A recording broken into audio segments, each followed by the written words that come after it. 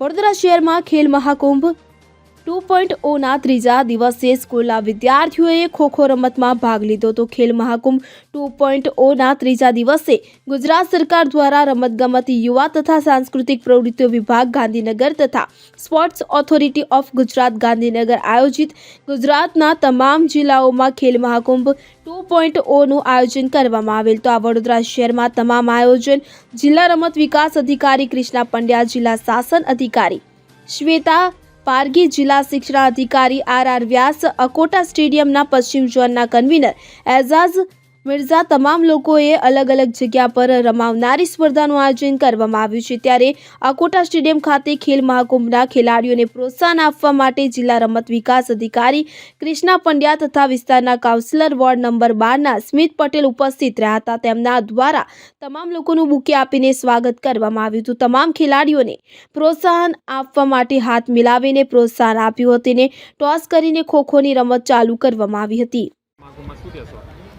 આજે અકોટા સ્ટેડિયમ ખાતે ખેલ મહાકુંભની સ્પર્ધા ચાલી રહી છે। જ્યારે મોદી સાહેબ સીએમ હતા ત્યારથી ખેલ મહાકુંભનું એમને સ્ટાર્ટ કર્યું હતું।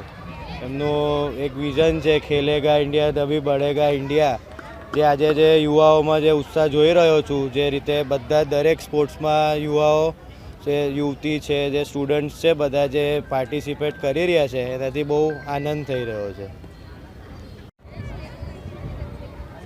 वडोदरा महानगर में आज तीसरा दिन है जहां पर अलग अलग गेम्स खेल महाकुंभ का प्रारंभ हो चुका है और 7 जितनी गेम जैसे कि खो खो, कबड्डी, एथलेटिक्स, रस्सा खींच, योगा और अलग अलग गेम्स का प्रारंभ हो चुका है।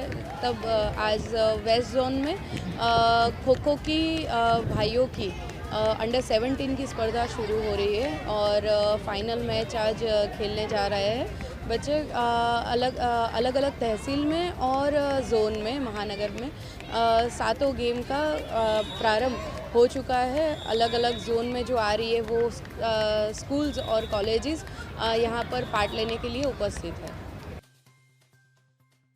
મહેન્દ્ર સોલંકી સાથે CN24 ન્યૂઝ વડોદરા।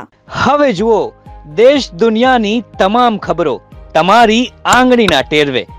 ઉઠાવો મોબાઈલ અને ગૂગલ પ્લે સ્ટોર પરથી ડાઉનલોડ કરો અમારી CN24 ન્યૂઝ મોબાઈલ એપ।